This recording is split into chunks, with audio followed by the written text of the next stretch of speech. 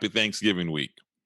This is the week that the US retail market waits for all year long, right? And it feels like it's getting earlier and earlier. There is Cyber Monday, Black Friday, Thanksgiving specials, Christmas specials. Anybody who is selling something is trying to find ways to incentivize their customers to make a decision and purchase a product with them. We're all doing it. Every business, everybody who's in the trade of trying to generate revenue is trying to find ways to incentivize their customer to make a decision. This week's blog is going to talk about incentivizing your customer, about the sales experience, and I'm going to share it from a different set of lenses or a different lens. Let me rephrase that. Typically, on the Catapulting Commissions blog, we go through some form of sales training or sales leadership training. We identify a problem, we present a solution, and we try to ensure that you can take something tactical or something meaningful that you can implement in your business the following week. Well, today's blog, we're going to go over 4 mistakes not to make when your next interaction with your customer. And these 4 mistakes have come from my most recent experience with purchasing a vehicle. Recently, my wife and I found out that we were in a position to purchase a new vehicle. Wasn't anticipated. It was something that just happened. So we went to a local dealership to look at options for purchasing a vehicle and bringing a vehicle to our business. Here were the 4 mistakes that were made. And it's a real unfortunate situation that happened because this local dealership not only lost the customer, but lost the customer for life. I will never do business with this local dealership because of the problems I'm about to outline right here. And the reason I'm sharing this isn't to say the local dealership it doesn't provide a quality product or is horrible. I'm sharing this with you because I want you to remember there's some fundamental principles in business and sales that we can't compromise on. So here are the 4 mistakes that were made during my recent car buying experience. Number 1, improperly trained. If you're a sales leader, it is your job to ensure that everybody in your organization is properly trained. How did it happen? What happened? Well, there was never a needs analysis. So in my car buying experience, nobody took the time to identify what exactly did I need? Why was I shopping for a vehicle? What was I looking for? How would this better fit my family? So the improperly trained sales rep, although it was nice, very professional, never really conducted a thorough needs analysis, never really identified what I was looking for, didn't even know what was important to me. Now, I don't blame him. He was genuinely a nice professional. But what I do blame is the lack of training he had, which was evident in our sales process. So the first mistake, if you're a sales leader, you want to ensure that everybody is trained properly. There's programs, there's resources. If you don't know how to train somebody, hire somebody to train somebody. Having an untrained salesperson is a liability. It's not an asset. So that's the first mistake. The second mistake that was made in my car buying process was the expectations. The expectations of this car buying experience were set horribly from the very first interaction. You see, I had some communication with my salesperson over the phone that I was looking at a vehicle. Here was my price range, and here's what I was looking for. I was told we can make that accommodation, so I went down for a test drive. And with all honesty, they didn't meet those accommodations on my first test drive. Unfortunately, at the end of that day, we didn't make a decision that, if you have questions or concerns, we can reach out and talk about it in more depth. Ultimately, on my first visit to the dealership, I didn't make a decision that day. We were still somewhat in a shock that my wife and I were in a position to be purchasing a vehicle. It wasn't something we had planned. So I just wasn't comfortable. And the salesperson knew that I was in a really unfortunate situation to be buying a vehicle. Called the salesperson 5 days, 7 days later, said, "Hey, I'd like to come back in and purchase this vehicle." He tells me, "I don't think the vehicle's there anymore, but come on in. I have something similar." And my immediate response is, "Will it be in a similar price range and the similar deal we agreed upon last time?" He says, "Yes, I can make that work." False expectations. Once upon arrival, we realized that we aren't going to have the same deal available. That price range vehicle is there, but somehow or another, the terms of our payment aren't lining up again. And so I'm a little frustrated because now the expectations between the consumer or between the salesperson and myself aren't lining up. So that's mistake number two to avoid when you're working with your customers and prospects. Do not set and give false expectations. If you can deliver something, then deliver it. If you can't deliver it, then don't deliver it. Do not have somebody with false expectations showing up to your business because you only lose your credibility. The third mistake that was made, and this is shocking to me, a lack of selling. There was a lack of explanation in what this vehicle could do or couldn't do. Now, I know there's an counter argument that says once you're looking at certain types of vehicles, they sell themselves. True. If you're driving the ultimate driving machine, or if you're driving the cars that are put together by hand, or some of these high luxury German-made vehicles, or whatever is impressive to you, yeah, they do a good job at telling you selling the vehicle themselves. But that's not a features and benefits or an advantages explanation.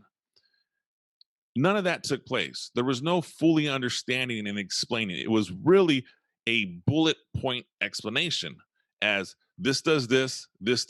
And it was so fast and high level that I was never really sold on the vehicle. I knew what I wanted to buy because I did the research on my own, but I genuinely want it to be sold. I want it to be told how valuable this vehicle was, how amazing this feature is, and how much of an advantage it will be for me to have this feature in this vehicle. That mistake of not selling your product or not highlighting the features and benefits really took away that emotional pull that people make a decision. If you recall, people will say yes to your product or service for one of two reasons: because they experience pleasure or they're going to avoid pain.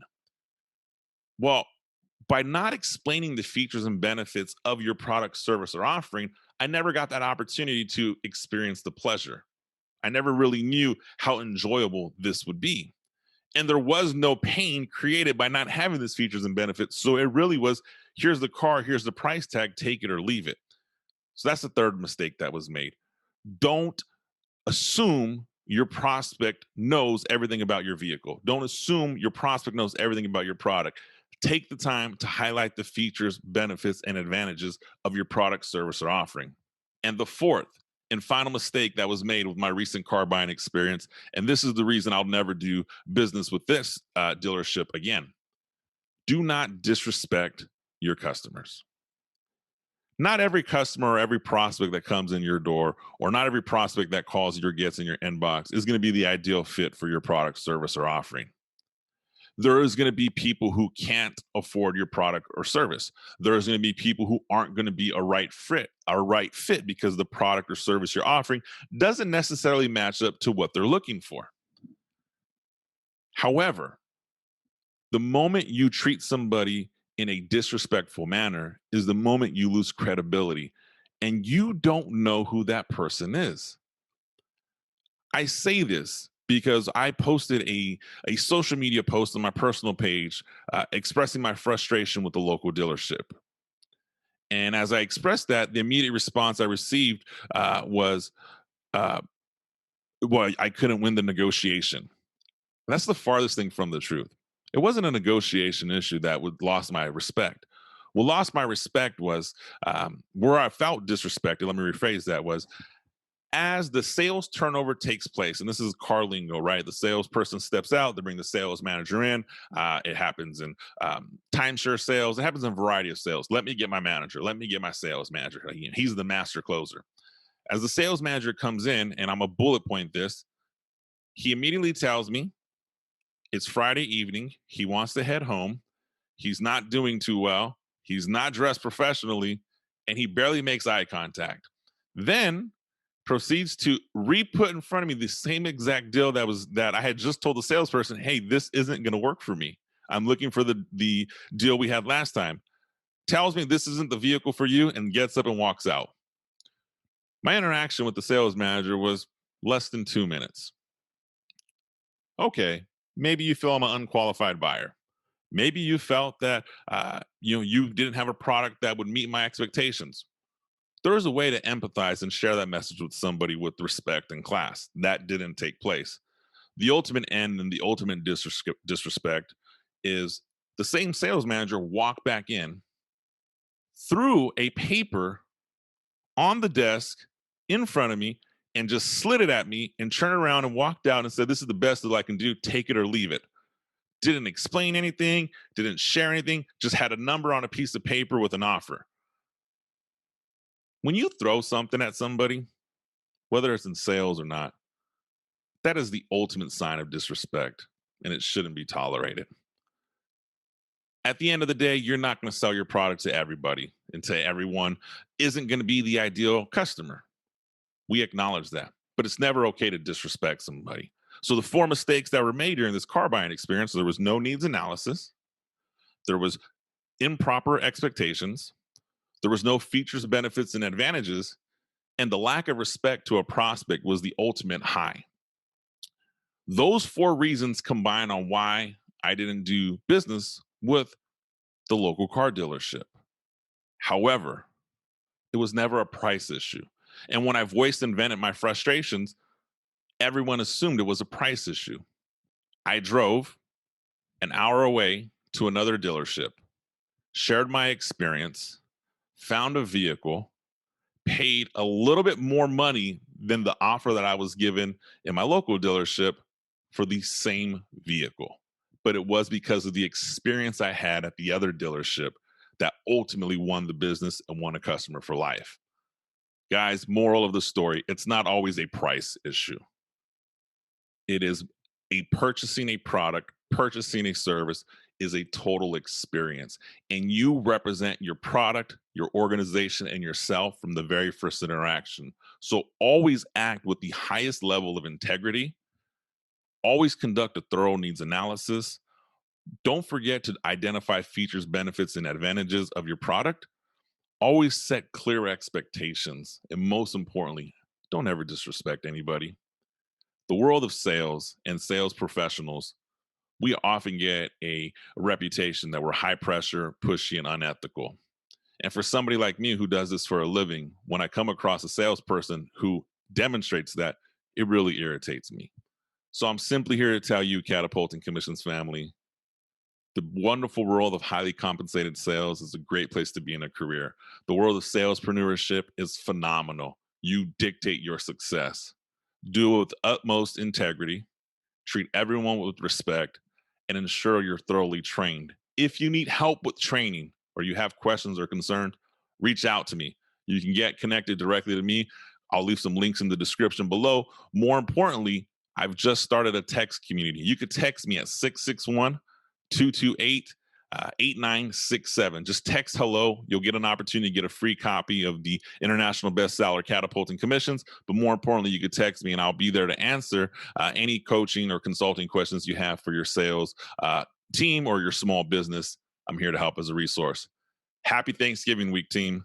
So excited that you followed me over the past year on this journey. I'm Anthony Garcia. I will see you next week.